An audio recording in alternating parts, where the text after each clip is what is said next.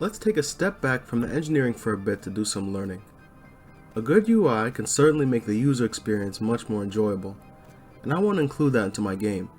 To get an idea of what a good RPG UI is like, I've compiled a list of games that we're going to explore together and see what works and what does not in terms of UI. And when I say UI, I mean the type of interface you use to navigate through your inventory and purchase items in a store. Before we dive in, I want you to know that I'm not a UI expert. The only experience I have with user interface design is making crud web apps as a teenager and as a college student, as well as making a few other silly websites. I don't claim to be an expert on this again. I'm just taking a look at a bunch of games, seeing what I like and what I don't like. Also, some of these games are going to be in Japanese. I don't speak or read Japanese fluently, and I'll probably misinterpret what I come across. However, we'll see that some really good menus at times can transcend language. Besides, we're here for inspiration, and inspiration can come from anywhere. Let's get into it. One thing I think you'll appreciate about Ys is that it's aged quite well in many respects. Many games have taken from its framework, as we'll see. The store is quite straightforward. Upon entering an establishment, the view switches to a nice artwork of the shopkeeper and some very clear menu options. As you browse the selection of items in the store, you can clearly see a go back option at the top of whatever sub-menu you're in. You can also see how much money is in your account at any time at the bottom of the screen. Upon clicking the shop item, you can see a short description of the item. Very good.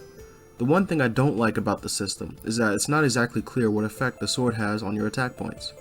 In Ys, it is for the most part assumed that the more expensive items are generally most effective against enemies.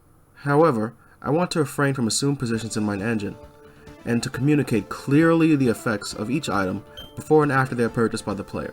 As far as inventory management goes, it's pretty neat. You can open the menu and quickly select and equip items in the menu via an image-based selection system. These items start from the left to the side of the screen and fill up to the right as you acquire them.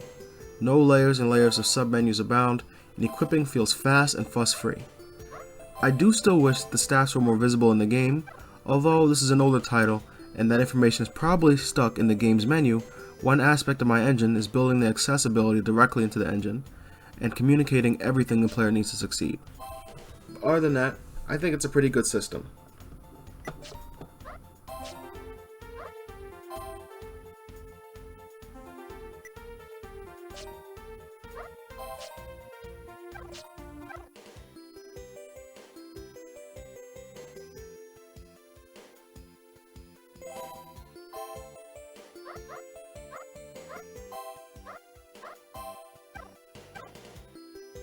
Although not really an RPG, Shining Wisdom inherits the store type commonly found in older Zelda titles. You approach a desk with a product on it and pick it up to buy. What I really like about this store is that the seller lets you know if you have the item in your inventory already. What I don't like is that the amount of money you have is not on screen as you make the purchase.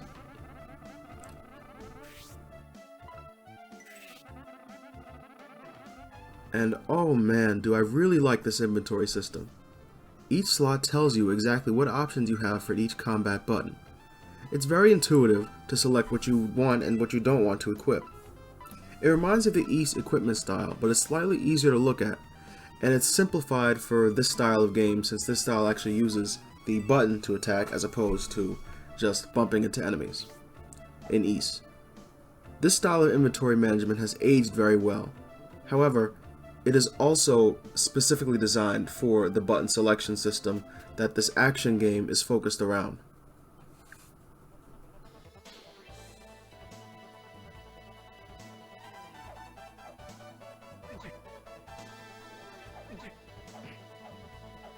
It seems like at this point in my save, all the shops were closed due to some plot events, but I could still remark on inventory.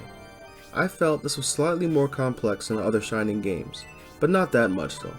The pictographs combined with the text blobs that tell you exactly what each menu option does without making the menu feel overbearing is still present.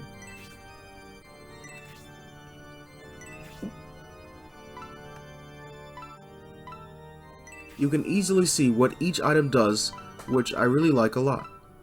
I also really like how you have a takeoff button, which most games usually have something that says equip and unequip. The takeoff language is nice and clear.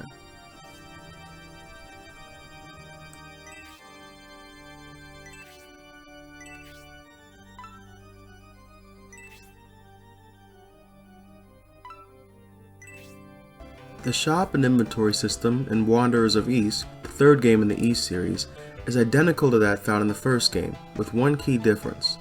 The buildings you enter have an interior that you can walk around in, and the shopkeeper's dialogue box does not escape to a separate game screen. The game's world is essentially always visible.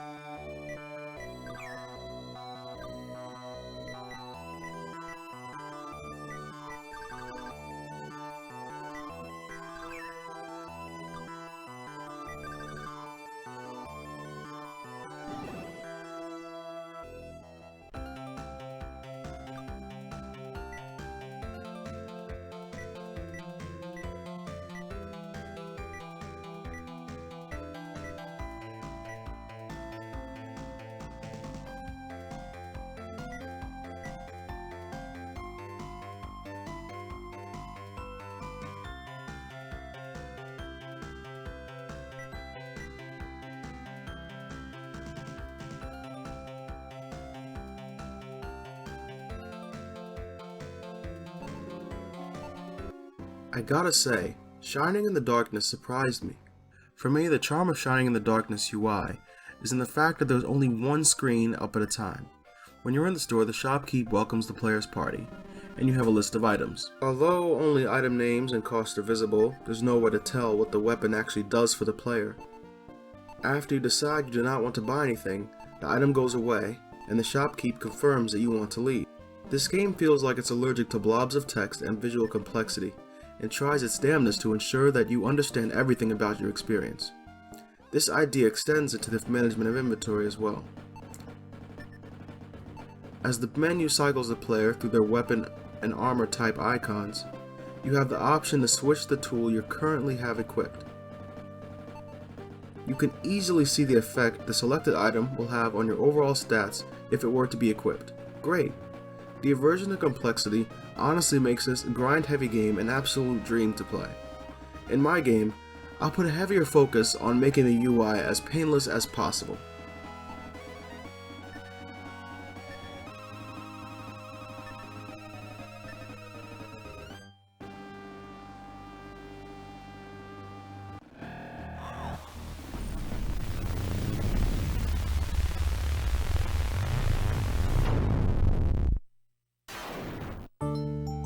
I chose Fatal Labyrinth for a number of reasons. The first reason being inventory management. Similar to other games we've discussed, Fatal Labyrinth has a graphical inventory management system. Upon opening the menu, one selects the type of item they would like to manage, and then encounter a sub-menu of all the items they've picked up. The Equip, Throw, and Discard tabs clearly tell the user what is to be done with each weapon. Although upon first equip, the weapon's qualities are unknown, when one re-enters the menu, you're clearly told what the weapon does. This is nice. The roguelike's draw comes from the mystery of discovering new things. I think that this is fair. Overall, I like this inventory system, though sometimes you can encounter a potion that might have a negative effect. This can be a little frustrating because it is not clearly stated in the menu, but not that much so because the joy of discovery can come with ups and downs. Being a classical rogue clone, Fatal Labyrinth has no shops. The last thing I wanted to mention about this game is its combat and navigation. As you've seen me say before, our engine is going to be a grid-based engine. The battle system seen in Fatal Labyrinth is the one I want to adapt into our engine. When you make one move, all the active enemies make one move. This allows the player to move at their own pace and to make calculated decisions. This also frees the player from being locked into a combat scenario that they don't want to be in. Now, this is not a perfect system by any means. Getting surrounded and stun locked is not that common in the game. I'll have to learn more about this as I proceed.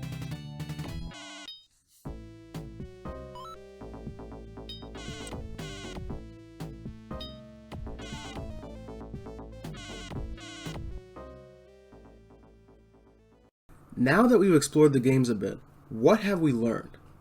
Clear, quantitative data about everything is very helpful to this game genre. Qualitative data can help with world building and immersion. Visual pictographs make things easy to understand. Crowding the screen with menus can be slightly overwhelming, and minimalism is preferred. Extending the last point, making the menus easy to understand and reducing the amount of sub-menus goes a long way.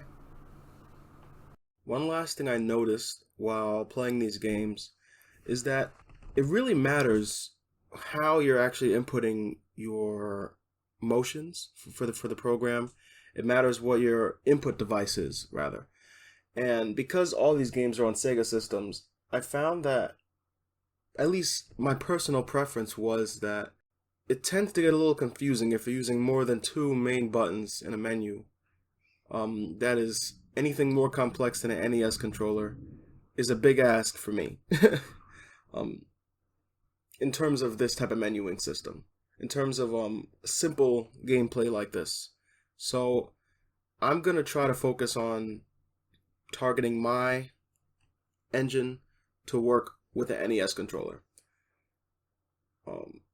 Not to say that other games aren't good. And also, I also want to say that I meant to record a lot more games for this segment. And I'm sorry, I would have done more modern games like Octopath Traveler and Nier Automata. And, but I'm out of hard drive space. And I was having some issues with my capturing hardware. So, this is what we get.